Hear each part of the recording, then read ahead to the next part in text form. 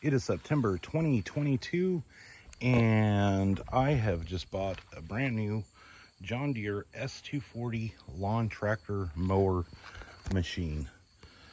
I didn't really want this big of a mower.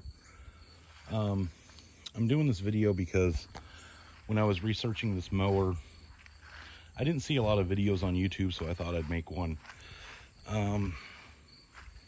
I wanted an S120, but my dealer has had problems getting or keeping S120s for a couple of years.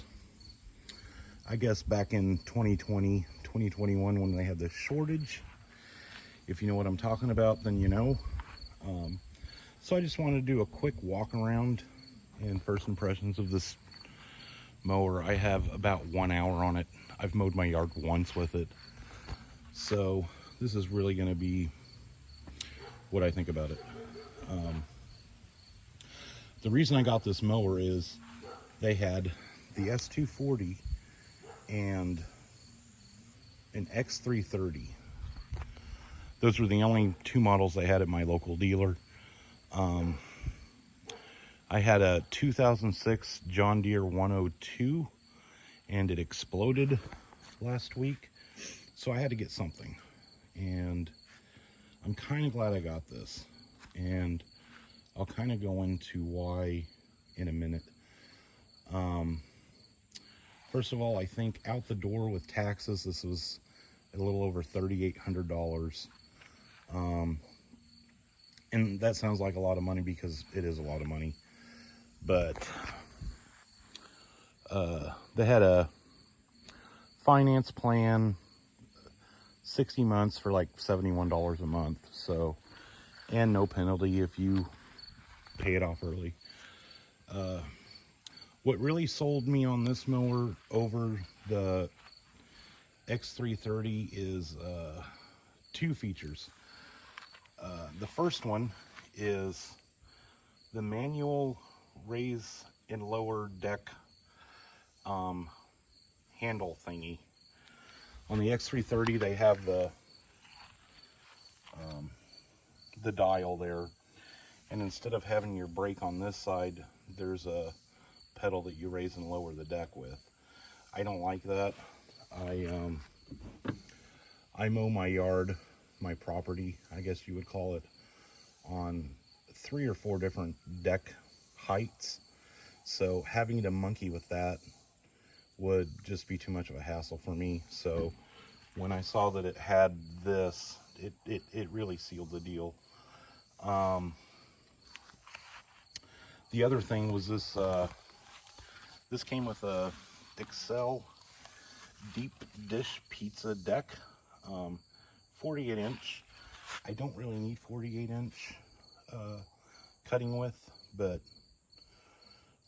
I guess I'll take it. It does, I will tell you, if you get this, it does make it a little awkward getting on and off the mower, especially since the grass chute is very, very big and sticks out even further on this side. It comes with a bumper for some reason. I don't know why. I guess if I had cattle or something, then I could bump them out of the way if they were in the way. It looks like it just clips on with these little clip doohickeys down here. Underneath the hood here, this comes with a 21.5 horse Kawasaki engine, V-twin. Yeah, it's got enough power to do just about anything you need it to do in the yard.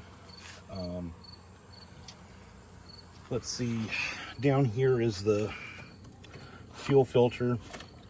Pretty easy to get to. I've seen worse places. This is your oil fill. It does say on this this cap, or on the stick itself, that when you check it, just set it down on the threads and don't turn it. So you would unscrew it, take it off, wipe it off, and then just set it on top of the threads to get an accurate oil level.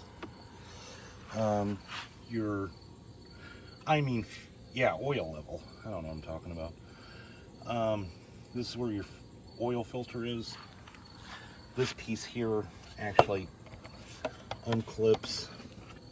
You got to monkey it around that oil drain there, so I'm not really going to mess with it, but it does flip completely out the way so that you can get to it. And I will probably fix this in a minute when I have two hands. Let's see, what else can I tell you about this mower? Well, the gas goes here underneath the thing. I was really hoping this model would have it on the outside like on the X330, but it doesn't. But no big deal. I'm used to putting my gas in the back. This cup holder is pretty deep, and the only reason I say that is because on the 2006 102, it doesn't matter what you put in that cup holder, it was going to come bouncing out before you made the first round around your yard. This seat is adjustable. You just lift that up and scoot it forwards or backwards. It does have an open back seat, which I guess helps with ventilation. So having the seat adjustable is pretty nice. The S120 also has that, but it just helps if you have a bit of a tummy like I do.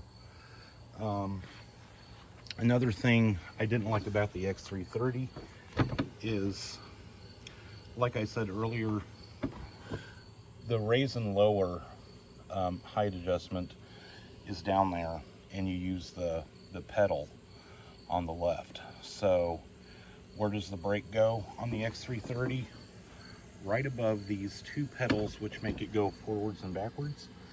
So I look at it like, and I'm kind of a klutz, so if I needed to go, if I'm going forwards and say a cat runs out in front of me and I need to stop, I'm afraid I'm going to get my crock caught up on the underside of that brake pedal before I can get it up and over. I don't think it's a very safe design. I don't like it, but that's where it's at on that mower. So between that and the manual raise and lower, that's what really cinched the deal for me. It does have the pull knob for the blade engagement.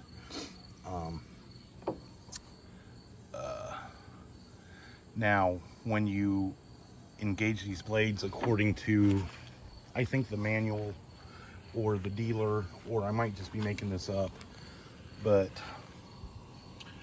you will have your throttle about halfway, and then you engage the blades, and then you run it up to full before you start mowing. I guess it saves the clutch underneath here, wherever it is. I'm not going to crawl around on the ground to try to show you, but so let's say you're mowing, you need to back up, and you use the what do they call this, the RIO, rear implement opera, I don't know, reverse engineer, I don't know. But if you need to use that in reverse with the blades engaged, and you accidentally kill the blades, before you re-engage them, you will have to turn it back off manually, even though they're disengaged, throttle back down to halfway, re-engage your blades, and then throttle back up before you start mowing. I don't know the mechanics behind that, but that's just what I was told. This mower, like I said, has 1 hour and, hold on, what does that say, 1.1 hours? I don't know. It does have a fuel gauge. Let's see if it, will come up without starting it. Yeah. So you see I think that might be half, maybe a little more. I don't know. They don't have the cutout for the fuel there. I don't know why. I don't know why you couldn't have both. I just like looking down there and seeing how much gas I have, but it's not a big deal. The front end on this is a bit beefier than, say, the S120. This is supposedly cast iron, I guess, like a skillet. I believe it has I think I read it has a K46 transaxle. I don't know what any of that means, but it sounds impressive. And they're supposed to be made out of I don't know, die-cast aluminum or something. But this lawnmower will definitely get the job done. It's got plenty of power. It's got a sturdy deck. It's got a thing in here where you can, I don't know, put some snacks or something. But yeah, this is my new John Deere S240. I like it. It's fun to drive. If you have any other questions, I guess just put them down in the comments and I will try to answer them. And if I don't know the answer, I will make something up. So thanks for watching. Have a good day. And sayonara, I guess.